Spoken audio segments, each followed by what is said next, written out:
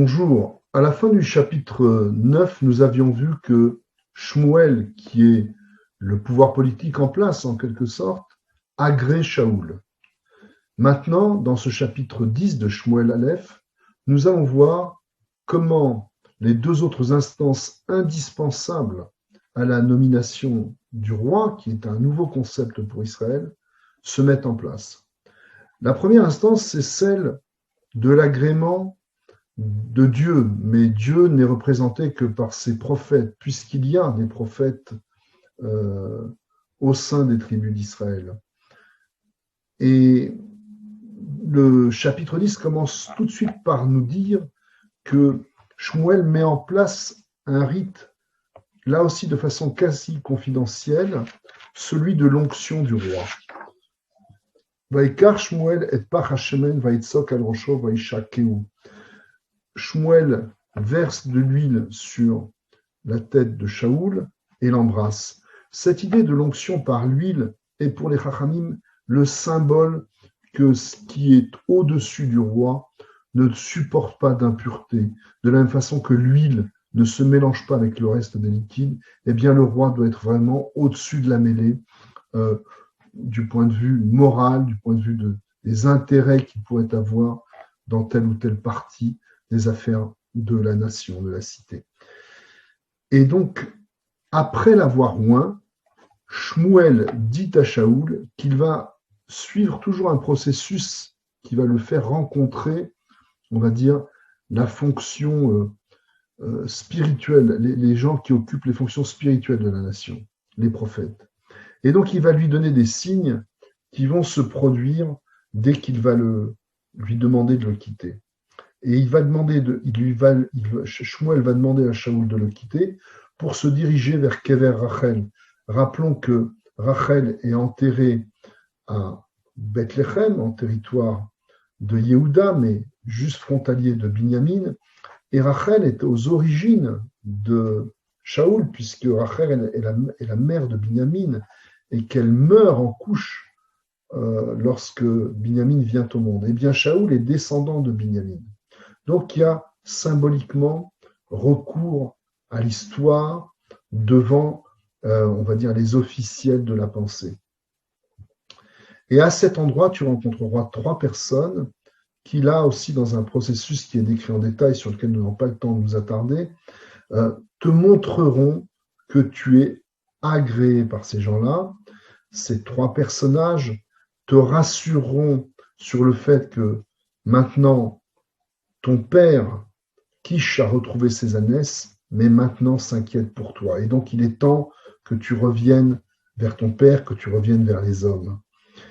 Et lors de ce processus d'intronisation parmi les Névi'im, un cérémonial est décrit, et à un moment de cette cérémonie, Shaoul rencontre l'élite des prophètes qui descendent vers le Kiryat Yarim où se trouve le Haron. Et là, accompagnés de leurs instruments de musique, car selon les rabbins, il n'est pas possible de faire siéger la prophétie là où il n'y a pas de joie, et la joie souvent ne peut être accompagnée que de musique, de spiritualité en réalité. Et donc, à partir du moment où Shaoul rencontre l'ensemble des Névi'im, certains s'étonnent et disent « Mais comment la fameuse phrase qui est devenue proverbiale, comme le dit le texte, qui consiste à dire « Hagam » au verset 12 de notre chapitre, « Hagam Shaoul Banevi'im » Shaoul fait-il maintenant partie aussi des prophètes, puisqu'on se rend compte que Shaoul est doté de l'esprit de prophétie maintenant. Là, il y a une remise en cause, on va dire, du pouvoir établi. Or, le texte nous dit un peu plus loin que Shaoul, oui, fait partie des Névi'im. Dorénavant, il est un prophète parce qu'il va être le roi d'Israël. Et de la même façon que il n'y a pas d'hérédité dans la capacité prophétique, elle dépend des qualités personnelles de chacun.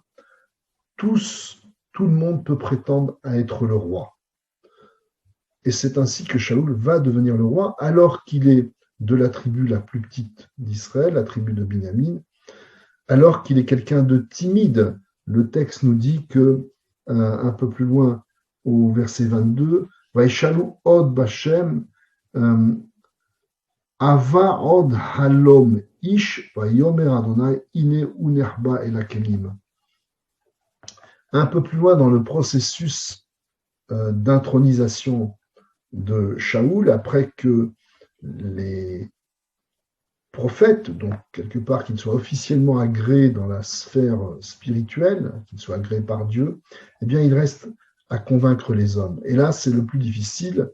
Et pour qu'il n'y ait pas de discussion, eh bien Shmuel organise un goral, un tirage au sort. Il fait défiler toutes les tribus et le sort s'arrête sur la tribu de Binyamin pour désigner la personne qui doit devenir le roi. Elle doit émerger de la tribu de Binyamin. Et de fil en aiguille, on arrive à la famille de Kish et à Shaoul. Et au moment où on cherche Shaoul, eh bien, le texte nous dit au verset 22, Inehu nerba el akelim, il s'est caché derrière les ustensiles. En fait, il n'a pas osé se mettre en avant. Il est modeste, Shaoul. C'est quelqu'un qui est par essence, malgré sa beauté, malgré sa bonté, qui ne s'enorgueillit pas de cela et qui n'ose pas encore aller vers son rôle de dirigeant du peuple d'Israël. Dans ce chapitre, donc, nous voyons que Shaoul est agréé à la fois par la sphère spirituelle, après avoir été agréé par le pouvoir politique en place, c'est-à-dire Shmuel, et enfin est agréé par les hommes. Les hommes qui s'écrient au verset 24, Yehi Ameler, que vive le roi. Donc tout le monde reconnaît les rois. Nous sommes à un stade où on est dans une posture idéale de l'intronisation de la monarchie au sein d'Israël. Il y a cessez-le-feu avec excusez-moi du lapsus, avec les Philistins. La morale semble régner de nouveau, les prophètes sont là, le roi est beau, bon, modeste.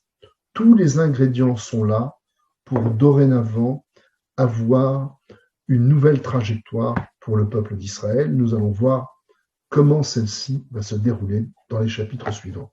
Merci et à demain.